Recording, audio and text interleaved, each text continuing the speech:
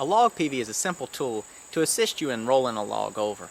Whether you're a professional logger or just a man cutting his firewood, this might be the tool for you. Follow me along in this video where I show you how to make one using scrap materials left over from previous projects. Let's get started. So what I ended up rounding up in my supplies is a 2-inch pipe that I'm going to use for the head of the peavey.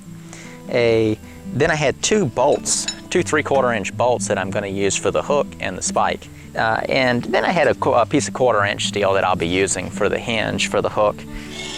As far as tools goes, I've just got a basic setup with a door on some sawhorses, a vise, chop saw with a metal cutting blade, grinder, and just some other various hand tools. And then I'll grab some extra stuff from my shop as I need it. But first step, let's go in and decide how long to cut our piece of pipe for the head of the peavey.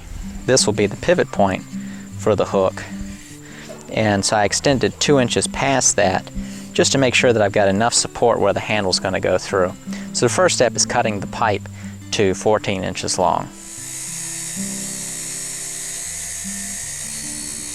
After my pipe is cut to length, then what I need to do is just come in here with a grinder, clean off all the rust. I'm going to use just a normal grinding wheel and then might follow it up with a flap wheel just to smooth it out. Now that I've got all the rust ground off the pipe, it's time to forge out the hook and the spike that's going to go in the end of the peavey. I'm going to do that again with these bolts that I had from a leftover project. But the first thing I'm going to do is cut the heads off of the bolts just to make it a little easier on myself when I go to taper out the ends to a point. While I was cutting the heads off of the bolts, I went ahead and ground the threads off of the longer bolt to where when I forged it out to a point, it'd be a little cleaner looking. I left the threads on the shorter bolt, and that's what's going to pull the spike into the end of the peavey. We need to go ahead and get a simple forge set up, and for that I'm using a wheelbarrow with some dirt in it and a small blower. So let me show you how to use those three things to make a simple backyard forge.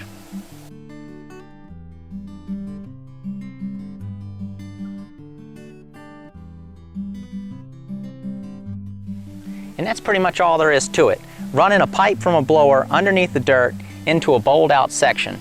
Start you a small fire in there, add some coal. Once it all gets burning, crank on the blower, and that'll definitely be hot enough. I've melted aluminum with it, and I've heated up pieces of steel. Almost melted through the bottom of a cast iron pan doing this one time. So it gets incredibly hot, plenty hot for what we're doing here.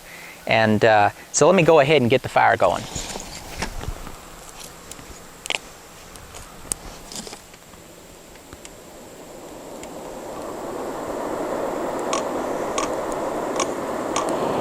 As you can see, this little small blower has no problem getting this fire going pretty fast. I mean, I'm looking into the pieces of wood and it's raging down in there. So once this gets burned down just a little bit more, I'm gonna back off the blower for a second, add in the coal, crank it back up, get the coal burning, and then start warming up that metal to where I can start forging it out on the anvil.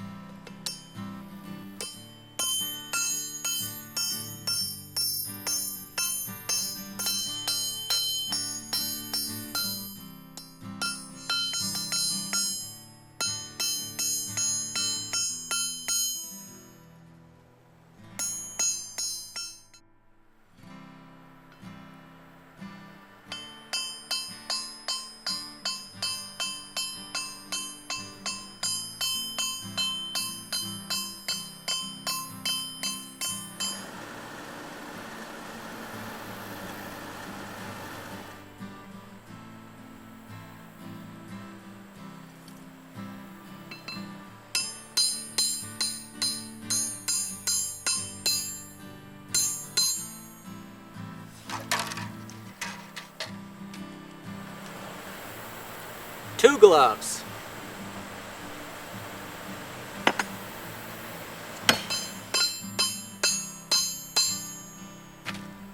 And the front part of the hook is looking good. It lays right down over top the drawing. And then now all we need to do is just put a nice gradual curve on the back, on the long part, down to where it's going to hinge.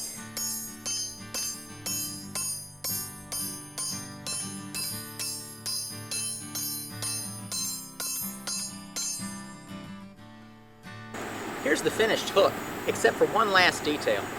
From tapering out to the point, it ended up stretching it out, so I had to trim about 2 inches off of the back end of the hook. And then the next step I'm going to do is heat just the tip and then hammer it out, flattening it on both sides, right where it's going to go in between those 2 1/4-inch hinge plates. This will give a little extra material to drill through and for a pin to go through.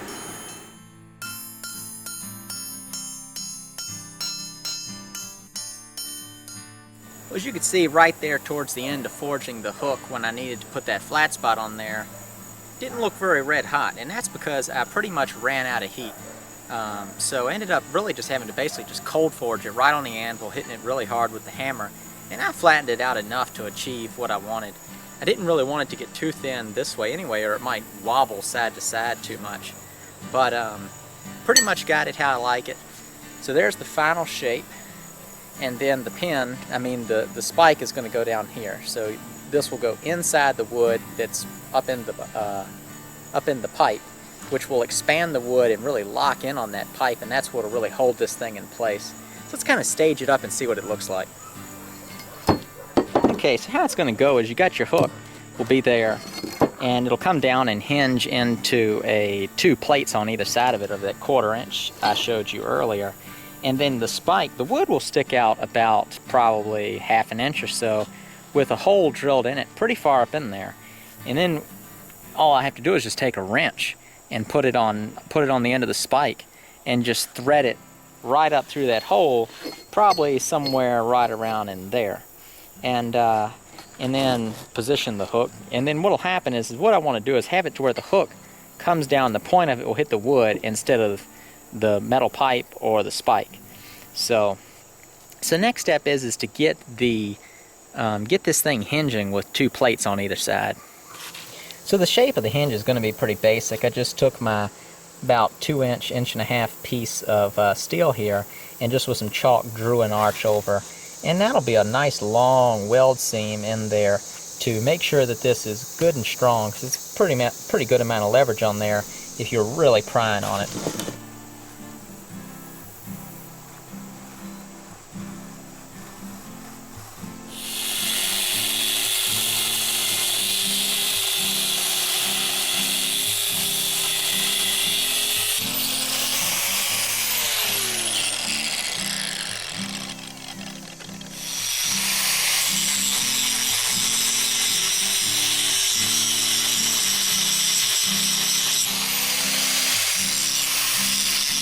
I've got the 2 pieces of the hinge cut out, ground smooth, and then I also ground off the black finish off the metal where I'll be welding, just to make for a cleaner weld.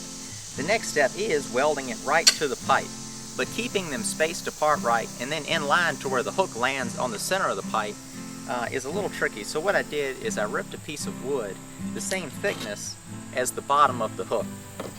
I'll be able to have that clamped in place on the pipe with the 2 hinge pieces clamped on either side, so that'll hold them parallel to each other and in line with the pipe. And then all I have to do is just position them forwards or backwards on the pipe and get it in place. And with it clamped in place, I'll be able to tack weld it, remove the piece of wood, and then finish the weld. But the first step I need to do before I do that is to punch a center mark for the hole where the hook will pivot on.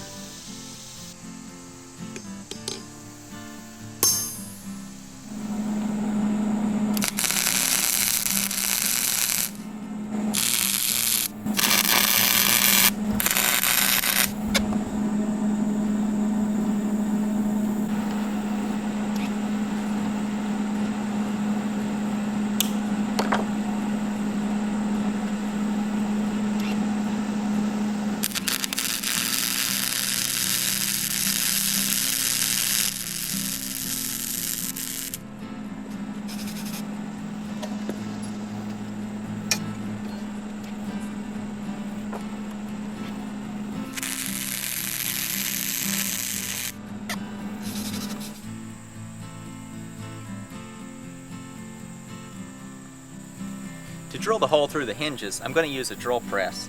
What I ended up deciding to do was using a bolt. I was originally thinking doing some sort of rivet, but then if I needed to remove the hook for any reason, it'd be a little more difficult. With a bolt, I'll just be able to undo it, take the hook off, service it if I need to, and put it right back on.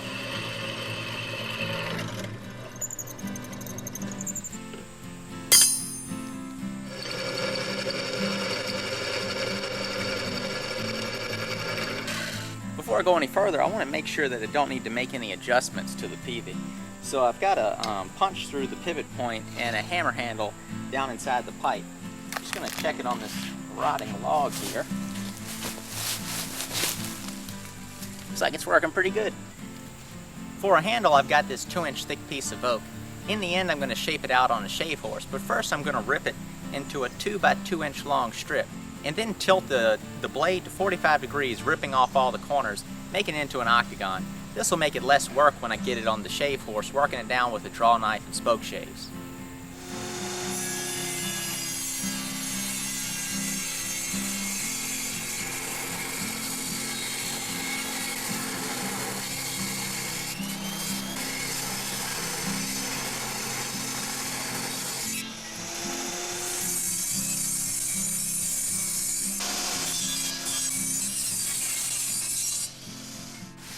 This is what you get right off the table saw. So now I need to cut it to length and then go to the shave horse and shape down the end to where the head slides right onto the handle.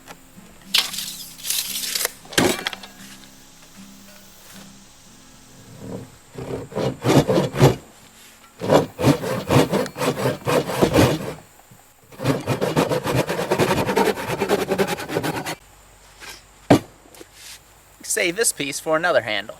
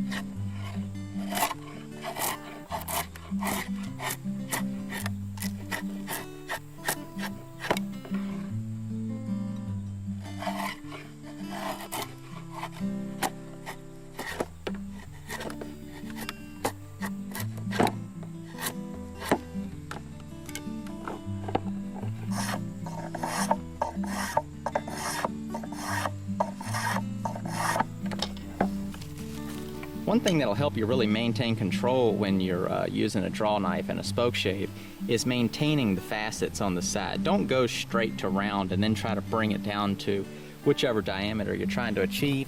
Keep some flats on there, and that'll be a good reference. You can do one side then flip to the other, and then as you bring it down to size, you can check those flats with the calipers, and this will really you have a whole lot more control than if you just took it to round right off the bat. I'm going to create a shoulder with a chisel that the pipe will slide up against once the head is mounted onto the handle. I'm going to do this once again just using a chisel and a mallet, chopping down to the depth of the handle part where it slides into the pipe.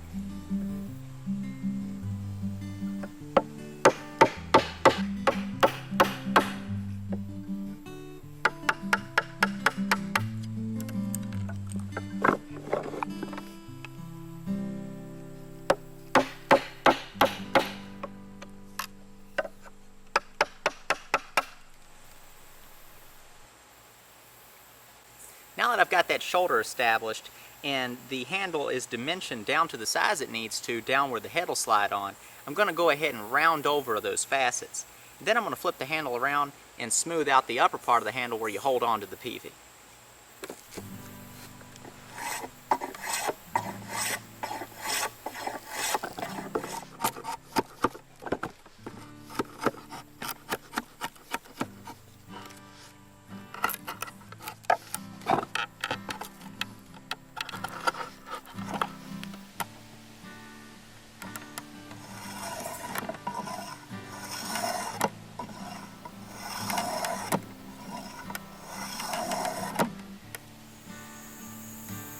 finished shaping out the handle, and what I ended up doing just to make sure I got a really good grip on this is I didn't completely round it. I had the 8 sides going, I smoothed those down to a dimension, and then added another facet to each one of those corners. So I guess it's got 16 sides, but they're all real small, and it looks round on camera, but you can still feel those little flat spots, and that gives you a good grip, since this is a tool you really have to handle and hold in different directions. But my next step I want to go ahead and do is just giving all the metal parts a quick coat of primer.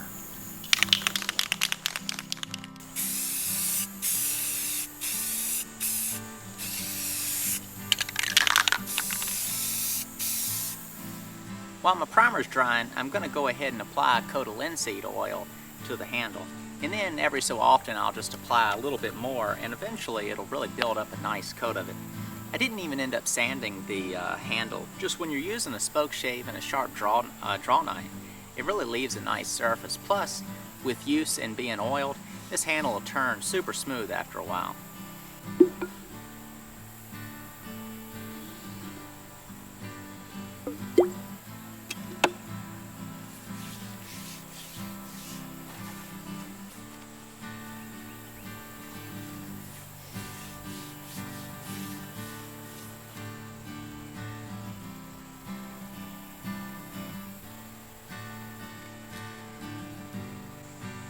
Now that the primer's dry, I'm going to go ahead and paint the metal parts. To make sure it's easy to see while I'm in the woods, I'm going to paint it red.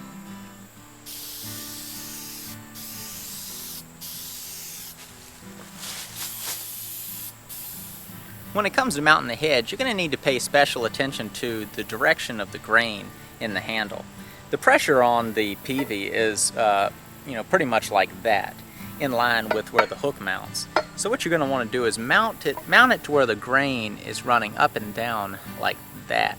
So the grain is like this, and then it goes into the head like that. If it were turned 90 degrees, then it would have a tendency to break easier than if it was vertical. And this applies for axe handles, shovel handles, and any other hand tools used for digging and chopping.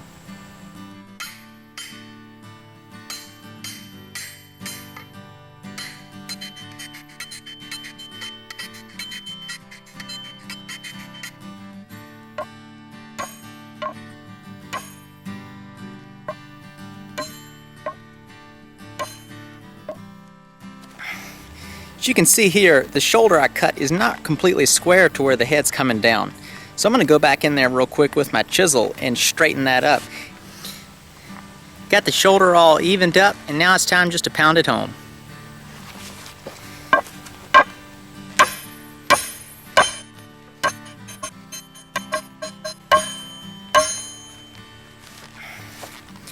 Looking pretty good. Got the head all mounted up. It's a good tight fit on the front. Kind of flared the pipe up a little bit banging on it, but that's alright. And then back here at the shoulder, we got a nice good fit on the joint there, and I'm going to come back in and clean it up with a chisel.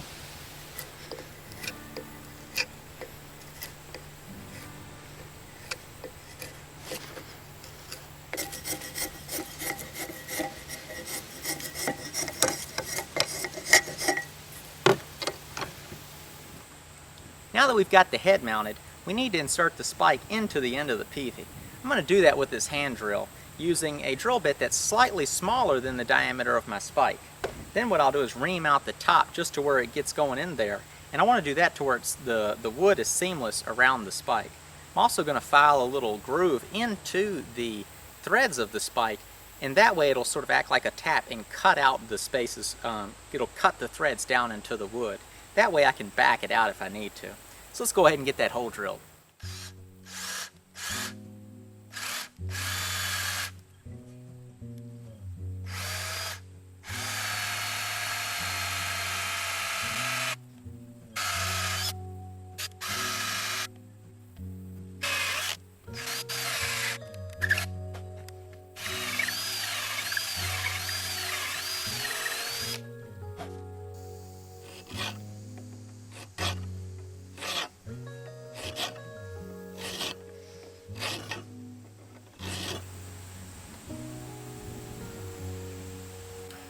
Just going to screw the spike in by hand at first, And then once it gets a little tough, I'm going to follow it up with an adjustable wrench over that square taper on the front.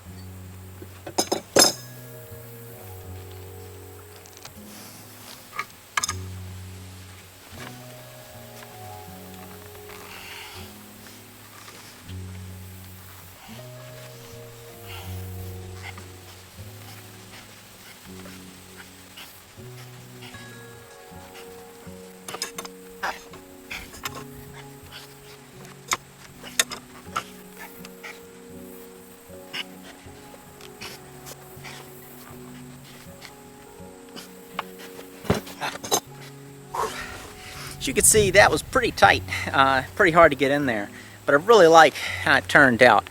Seamless. As I was screwing it in there, it was scraping the paint off of the spike, so that's a good fit.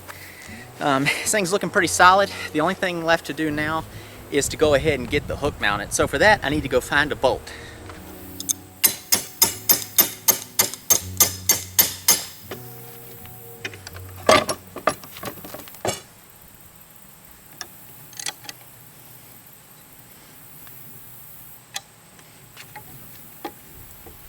With that bolt tightened, our project is done. And I have to say, it turned out pretty good. It took me 2 days to make it, but that's in combination with filming it. I think most people are going to be able to make this in a day if you've already got all your tools and supplies rounded up.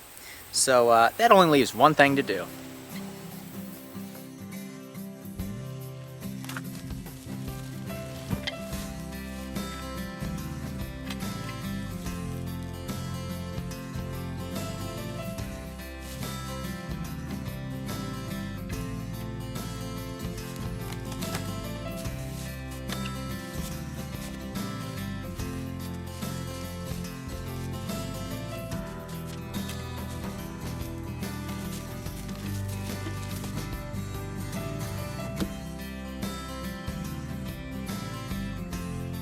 Well, that wraps up this video.